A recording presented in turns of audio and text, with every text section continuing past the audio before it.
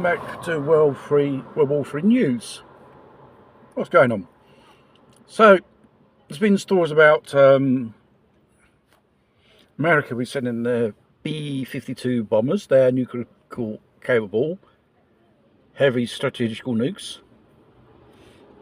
and they'll be involved in so-called future war with Iran, with Israel. Now USS Lincoln steaming towards there, and obviously we have Iran threatening the West. We shall respond in a pretty swift way.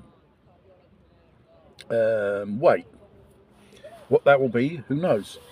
Mind you,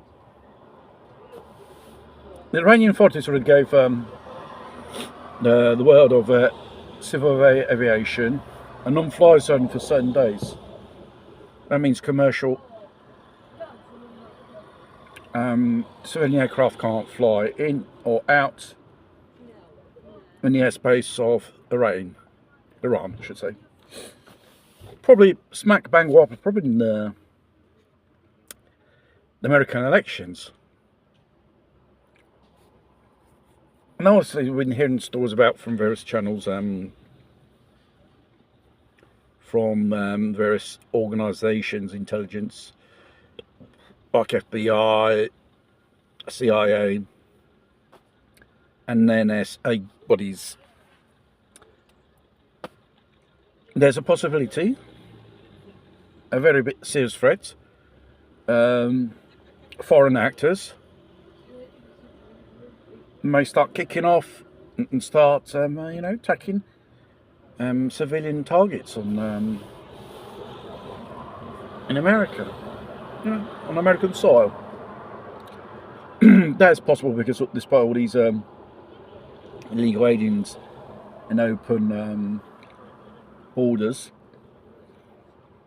coming in every time they can have this thing, United Kingdom coming in, and it is a serious potential danger. You've got to think whether they can start crying wolf and people won't believe it.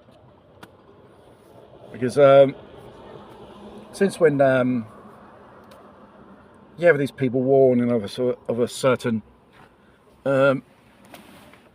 event, catastrophic event, type of terrorist or God knows whatever, no one will tell you. Usually they stay stumpf about it. Oh why, they must explain why they're telling us. Or is it we have looking in the other direction? Distraction? Because this American elections is a field day for those people who want the provocateurs, whether they're domestic or from outer space, really. The Czech government has authorised other so-called citizens from the military to fight in Ukraine, with authorisation of the president of himself of that country. And as we know, Russia is advancing on the Ukrainian front, and NATO's in panic.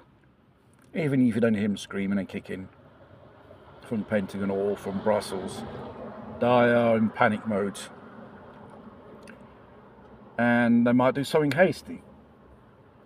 And as the news, there are traces of NATO soldiers in the Kursk region, incursion squads or whatever they are, and the Russians are demonstrated.